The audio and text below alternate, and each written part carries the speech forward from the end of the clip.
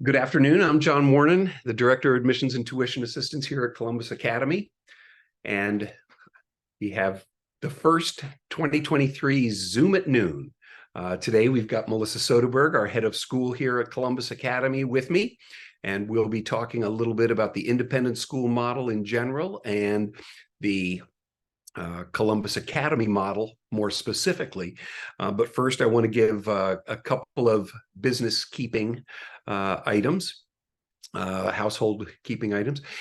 First, Anika Littell is here monitoring the behind the scenes. So if you have questions as the program moves on, please don't hesitate to put a question in the chat, and Anika will be curating that for us as the session goes on.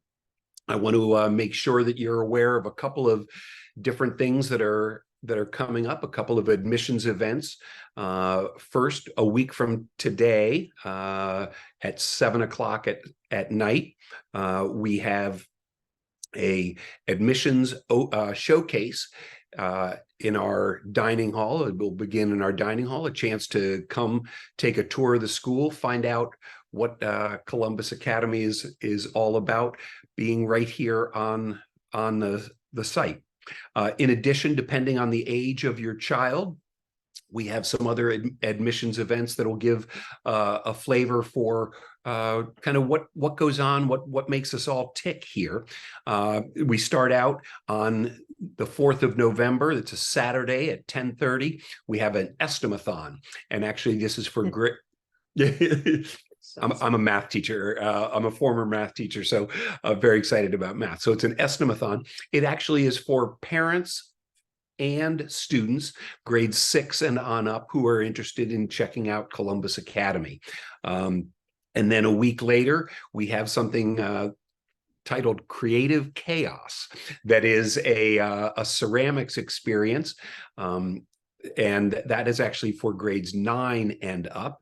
And then finally, early December 2nd, we have Muffins and Makerspace, a chance to experience our makerspace here with Todd Martin and his crew. So these will be very interactive chances to again, for the older students to get a glimpse of what's going on here at Columbus Academy.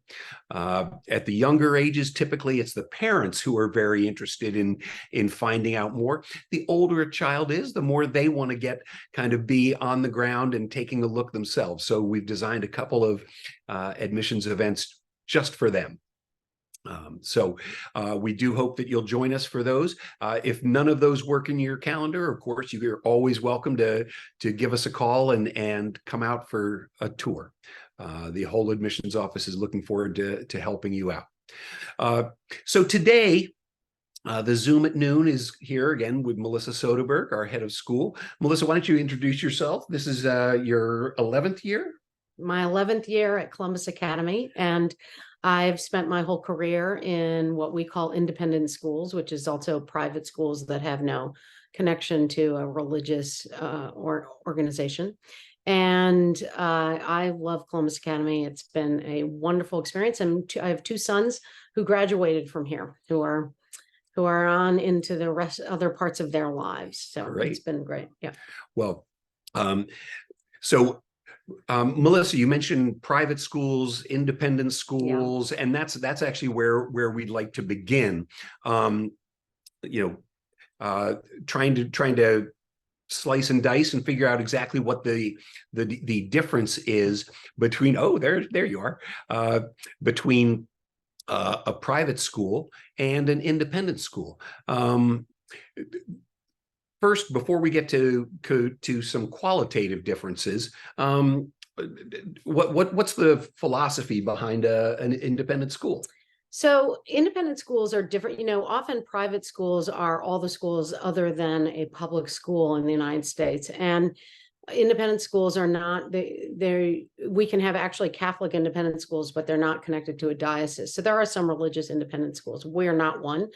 And what we do is we, as an organization, we're a nonprofit, and we make decisions for ourselves about what we think are the smartest ways to teach a college prep curriculum. And we get to hire teachers based on our own sense of what a qualified teacher is, which is usually a teacher with an advanced degree in the subject that they're teaching, or with reading certificates or Waldorf or Montessori certificates if they're in lower school. And then also we select students. So we have people apply to our school, and we make decisions similar to, a small college about who we think we could best serve. And we work very hard to make that regardless of their ability to pay. So we make sure that we can afford students who might not be able to afford the tuition. And then we decide for ourselves how we're going to teach the things we're going to teach. So it is a very faculty run organization, and we're run by a mission and a board of trustees, and it's an excellent way to get an education, and it has been my lifelong journey. And we also choose what to teach. We also choose what to teach. We do because our mission says that we are interested in having all our students go on to college, which they do. Then we teach a very college prep oriented curriculum. And so the kind of students that we attract and who we tend to be best for are students who are highly motivated, and they are really interested in developing relationships with teachers. They're interested in being fully engaged as people in the school from the youngest years all the way up through high school. And that's what we do the best. So if you come to Columbus Academy, we're going to want you to not only be focused in the classroom, but we're going to want you to participate in either athletics or music or robotics or chess, student council, the newspaper, the art, the poetry magazine, the yearbook, on and on. And there are many, many ways to be a student here and to fulfill your ambitions and the things that are really you're passionate about. I'd say two things. One, a lot of the activities that Melissa mentioned are for the high school, and we happen to be a 15 grade school, right? We start at 3 years old and go all the way up to senior year of high school. But it tends to be the case that schools are known by their high schools. So that's why, particularly when we're talking about the newspaper and the things we're known for in lower school are this kind of incredibly rich curriculum that has to do with the fact we're on a 230 acre campus, 31 acres, actually. I always forget that one. Yeah. And our students in lower school from the earliest ages spend a lot of time outdoors, and the orientation of the earliest years, the 3, 4, 5-year-olds, is to explore the world around them, and they kind of drive the learning. Then when we get into kindergarten and first grade and second grade, we start to do more academic things, more writing and a little bit of math concepts, things like that, reading certainly. But the whole school is designed around developing students as whole beings. And so we are not singular in our kind of academic focus. We actually are also interested in having kids develop a whole sense of the things that they're capable and confident at doing. Right. And there was one other thing I was going to mention. I lost it. Sorry. In any case, it was talking more about the piece of it that Columbus Academy students end up forming relationships. We're a small school. We have 400 students in our high school, 418 actually. But we are offering the program, the depth of program, not just in the high school, but in the middle school as well. The depth of program that the biggest public schools here in Central Ohio offer. And so what we have going is a sense of interest and involvement from the kids. They know that it's kind of in the water here, that they've got to be going out for the soccer team and writing for the newspaper and playing band and playing in the band. And so it is, again, it's in the water. That is just part and parcel of what we're doing here. But it's also what we think creates a strong human being for the world. So we're not interested in the singularity of things, because we know that the best way for students to be confident in the rest of their lives is to get to try different things and be in a supportive environment with lots of different adults helping them do those things. Yeah. Right. The way we think about it in the lower school, thinking about them trying different things, all too often in this world, you're told, oh, you're no good at, or you get nervous and pull away from things. And in our lower school, particularly, again, to shift gears from the high school, we have boys and girls. We're extending that childhood. We're going ahead and saying, you're a mathematician, you're an artist, you're a writer. And again, we're trying to extend that period of time. And because it's such a small community, we need them to be writers for the newspaper. Absolutely. And debaters on our debate team and athletes on our football team. The recipe doesn't work unless there's that involvement and activity level. Do we have another slide that we need to go to? Let's go to the next slide, Anika. Somehow it got back to the Zoom. Oh, well, so 100%. It's at Academy, it's about every other year that a student chooses I think not we could to attend. Go to the next. Yeah, we can go to the next. We can go to the next slide.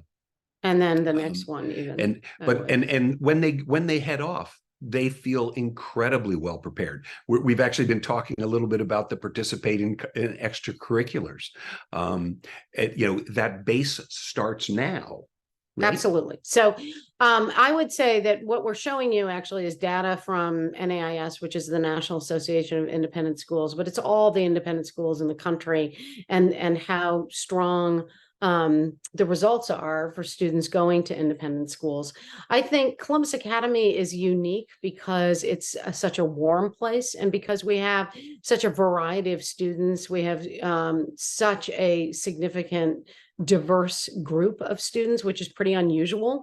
And people don't. I'm sorry to interrupt. Yep. 47%. 47% kids who are not white, and it makes for an incredibly rich experience at the school. So it doesn't surprise us that the data shows that kids are better prepared, and that kids are scoring higher, and that they are more involved. And of course, we know that their involvement in everything from, what they do in 4th grade at Glen Helen, which is a camp, to what they do in 5th grade, and in their they do some group work in 5th grade around global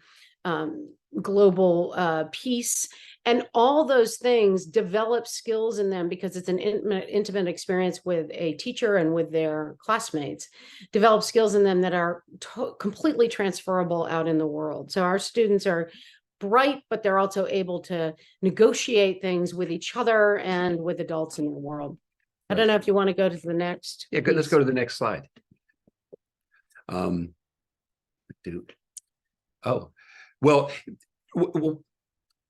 At Academy, we often use the word community and the strong sense of community here.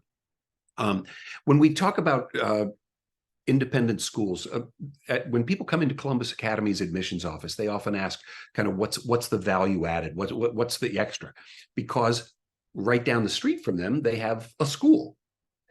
And the real key for us, it's hard to find that one thing, but it really is the sense of community and the connectedness that we have. And I think it is linked to workplace engagement. I was actually thinking about each of my boys did research with a professor, and I would assume every single one of your boys did research with a professor. Yes, they did. I think that in independent school students are they're primed to take advantage of whatever college experience they choose to go be part of, and they want to fulfill every possibility that they can, and they engage their teachers. I would say it's a huge difference that our kids noticed when they went to go to college. Right. Well, and I have three children. Interestingly, they they went to different types of schools. One went to a very small Mhm. liberal arts college. Mhm. One went to Large state the university. large state university. And in each case, they knew to get connected to their teachers, to go in and find office, do office hours, and they got internships. And so they're primed and ready to go and experience the world and be excited about it. So Let's go to the next slide. um, Right. So we know these things. We've talked about the how NIS graduates do amazingly in college, and we know that. I guess it'd be important to talk a little bit about why Columbus Academy. We are actually on a huge plot of land, but we're a very intimate place. And we work really hard at bringing the world to students, but also giving them the sense of protection and safety that would be incredibly important for them to have as they're growing up. We also are a place that really works well for having children go from the youngest years all the way through high school, because we change developmentally with children and what we plan to have them take part of. They can project themselves as young lower school students and see the seniors and juniors and say, I'd really like to be like him. In fact, we even have kindergarten senior buddies, which is a wonderful program that happens throughout the entire year with the kindergartners and the senior class. We just had our girls golf team win state and our boys golf team come in third. And when they went to the state tournament, they walk through the lower school and they're given all these high fives and a clap out. So we're very much a family atmosphere. And what's really wonderful about that is if you're in the public system in your neighborhood, you may have a very different experience in elementary school than you would in middle school than you would in high school, because of the way the United States organizes schooling in neighborhoods.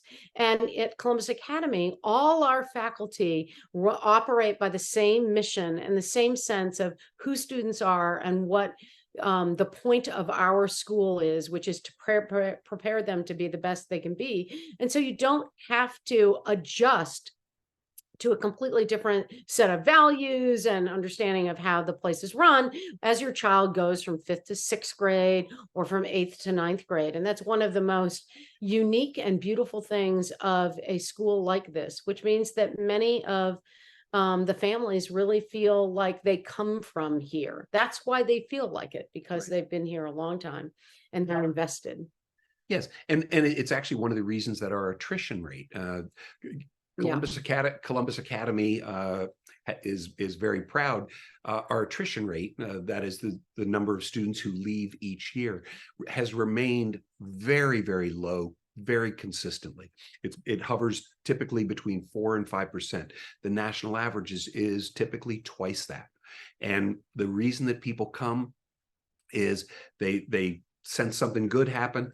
Once they get here, they really want to stay. Yeah. We have lots of families who turn down transfers, moving out of town, and say we can't go anywhere until the last kid graduates from Columbus Academy. One of the pieces that makes our school so strong is also our faculty and staff. They have tremendous longevity. They also don't leave. 18 years is the average tenure. Yeah, and we are really high on average tenure for the average of independent schools in the country. But you don't get tenure. You don't get tenure. I can talk about that later. I'm sorry to interrupt you. So one of the things that we do for faculty and staff is we support them in ways that I know public systems just can't. And so what we do is we make sure that we have enough money for all the supplies in their classroom. We have enough money for them to do the things professionally, to develop themselves, to create new curriculum, to explore the way they might want to work on, kids being kind to each other in the classroom. We do all sorts of professional development, and they can apply for grants, and they can, and they also just have things through their department and through their division division that they can apply for. So the life of a faculty member here is one of being completely invested in the life of the school that also operates in a family way, so that people are committed to the school. They love the school. They've been here a very long time, and they're ready to welcome your children into this atmosphere, have them feel comfortable, and shepherd them on their way. And I would say that my two sons will regularly refer to faculty members at Columbus Academy, not in college, not in, the work that they're doing, that they aspire to impress, or to have them share with them their great wins. And even sometimes, I have a son who didn't get a job that he really wanted to get, and reaching out to a faculty member at Columbus Academy to talk about it would be an obvious thing for him to do. So the life here of a faculty member is one of the reasons the school is so strong. You have multiple people investing in the place and wanting to see it succeed. This is an odd I little. have a related question that came in. Oh, good, please. Yeah, so someone wants to know about the involvement opportunities for parents. Absolutely. Oh, you can I can start, and, Yeah. and then Melissa. Okay. Very involved. We'll start with that. In fact, I did a little walkthrough of school right after lunch, just to see what everybody was doing in different sections. And I ran into about 10 parents doing different things. So, well, interestingly, you can talk about Melissa, Melissa Clark Beckett, who just started. So the phrase that we use around here is, you got the time, we got the job. Yeah, absolutely. We rely on parent involvement. We think of the education. This is going to sound a bit trite, perhaps, but we think about the education of a student being the top of a three-legged stool: the student leg, the school leg, and of course the parent leg. And at different times, when a student is in lower school, the parent and the school leg had better be carrying a lot of the weight. What we want is, eventually, we're hoping that student leg is very, very strong. That actually mirrors that same growth of the student leg, and little bit less involvement from the parents actually mirrors what happens typically here with a parent. In lower school, the kids love seeing their parents come and volunteer during the day, and there are lots of opportunities to help out in the library, perhaps, or to get involved in some different projects here. In middle school, they'll give you a little wave. They don't want to see that parents here in high school, but they're still. But parents are really involved, actually, but they are, because they help make sports work, and some of the typical things that you would be involved in schools. In any school, but at Columbus Academy, we need our parents to kind of come in and generate some of the fun that happens in classrooms, or we actually have parent affinity groups, and so they've recently been doing all sorts of amazing things. And we had and the entire high school was in the quadrangle last week. Yeah, making homemade tortillas for Hispanic Heritage Month. But we also, and that was organized by our Hispanic, our Hispanic parents organization.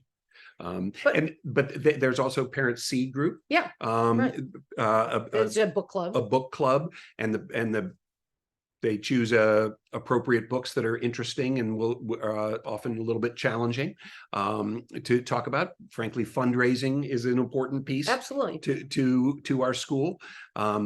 This is a partnership that we have with parents. It isn't that, so it's not a partnership where we sit with the parents and decide how we're going to teach what we're teaching, because we hire professional educators, and we talk with parents constantly about what we're doing and why we're doing it, and they will talk with us about how they think that's going.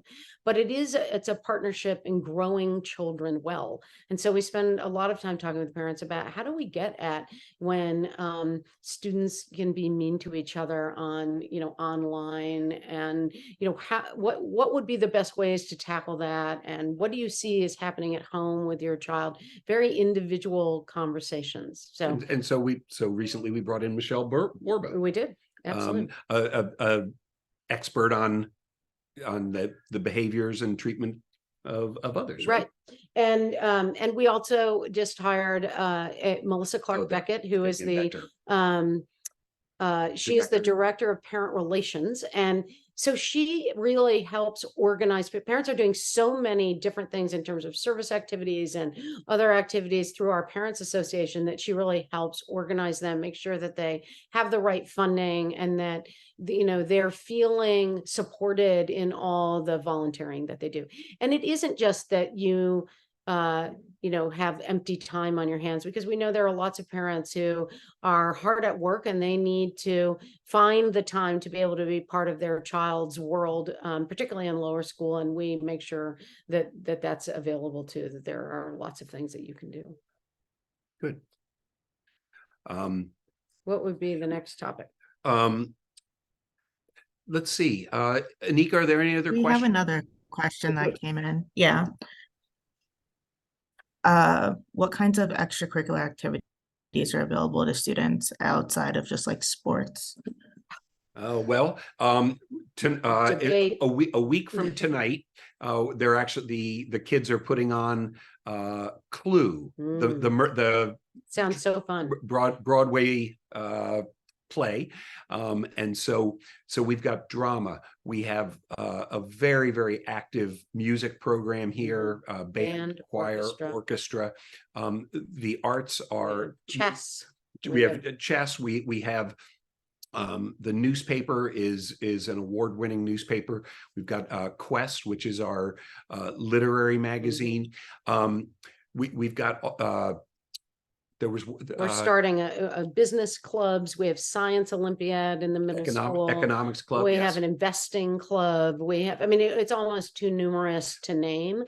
Anything a child in high school, or frankly, even in middle school, would like to have as a club can kind of, it's a small place, so they can go talk to their dean of students or the director of the division and kind of say, I'd like to do this. And usually we're able to do it. In fact, our girls golf team came out of a conversation that fourth graders had with the head of the lower school and said, I don't understand why there's only boys golf.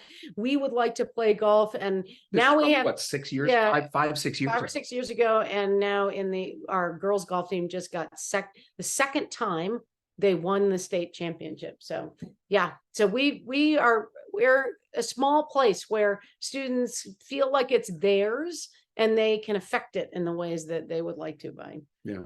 And so you have time for one more question? Oh, please. Someone wants to know, how is the curriculum designed, especially for middle and high school? And are there national standards for independent schools? Oh. Yeah, so we're accredited by the national, actually by ISACS, which is a derivative of the National Association of Independent Schools. So by a Midwestern accrediting body of schools. So we go visit each other every 7 years. We do a whole self-evaluation. It takes us an entire year. Our curriculum is there are not standards set by nationally for us, because we are like any business. People wouldn't come to us if they didn't think it was a good product. Our curriculum is set almost entirely in upper school towards what a college, towards a balance of what a college or university admissions profile needs and what we believe are the most important things for kids to understand and to know about their world. And so we will have certain seminars, or we have a number of classes that are kind of unique, like writing in the marketplace, or comparative Shakespeare, and things that are small semester-long classes in high school that are based on an interest of a teacher or interests of students.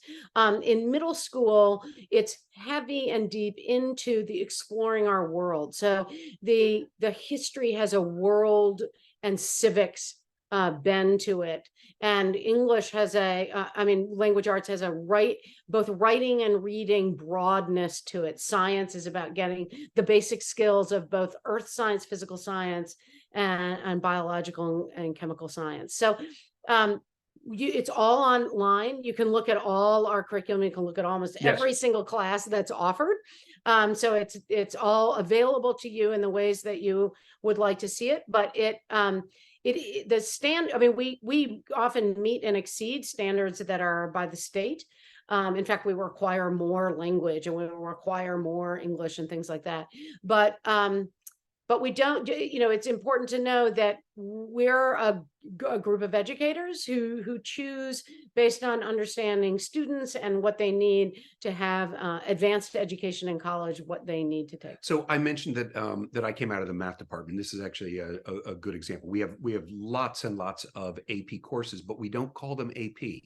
Remember, we're an independent school, and this is going to sound silly, but in order to call a class an AP class, it's actually AP is a registered trademark. It's registered by the College Board, and we are an independent school.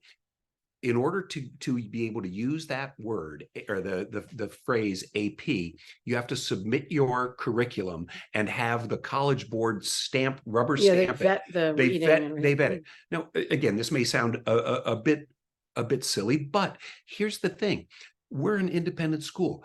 We know what we need to do. And we have expertise of faculty that might be stronger than what the College Board wants us to do. And yet our AP scores are unbelievable. Our AP scores are incredibly strong. Average of 4, average high school senior graduates with 4 APs taken. So we don't call our calculus, which we've got 3 levels of calculus. We don't call it AP calculus. We come up with the word honors, and honors is code here at Columbus Academy for being an AP class. So as you look at our curriculum guide, please do recognize that. We also move pretty fast through math, for example. So, our students, geometry, we now teach Algebra 1 and geometry in different ways than than public schools do, where they have a year of Algebra 1. We actually mix it in with other things. And our students tend to move quite quickly through math and get to advanced math on average. Yes.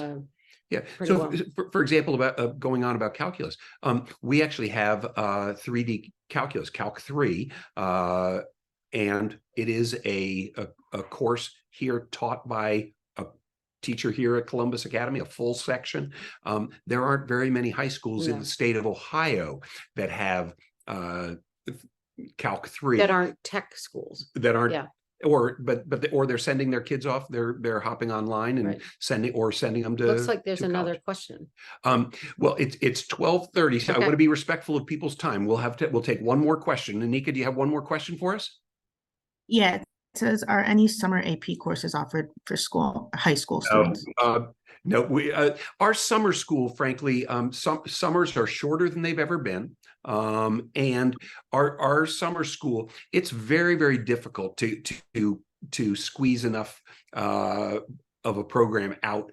We also want our students to do different things. So there are students that may independently study with a teacher to get their math. So we've had some students who are very bright and able, but the schools they came from didn't have them advancing through math in the way, we're just using math as an example. Right. So they might work individually with a teacher over the summer, and that, the teacher has to be compensated and things, but that to get them into the right sequence of math, to get higher and to get to where they want to be. But I would say our advice to students over the summer, after the kind of curricularly rigorous experience that they have here, is to go out and do the things that really make their hearts sing. And some of that may be research, science research, but some of it might be canoeing in the wilderness. And we encourage that too, and actually have a grant for that for students to apply to. So the Haynes Scholarship. Yeah. So I mean, there are a lot of things for summer, but again, our interest is in growing young children into really well-balanced adults. So summer is a time we really want them to think carefully about how they're going to spend their time. Okay. They also work. So, well, it's we've come to the end of our Zoom at noon. Please, this is supposed to be an introduction to Columbus Academy. I'm the director of admissions, John Warren, and what we want you to do is say, "Oh, Columbus Academy sounds interesting. I'm going to go out and take a look." Just a reminder that a week from tonight, October 30th, we are going to have our admissions showcase. In order to register for that, just go online. You'll find the website will kick over. There's and you can go ahead and use your QR code scanner to register right now if you'd care to. So Melissa, thank you for joining us today. Yeah, thanks everybody for listening. We hope to see you at All Things Columbus Academy. Next week, we have a Zoom at noon about outdoor education, particularly for those of you who have younger children. And then early November, we will have one about coding here at Columbus Academy. So hope to see you at the next Zoom at noon. Thank you very much, everybody.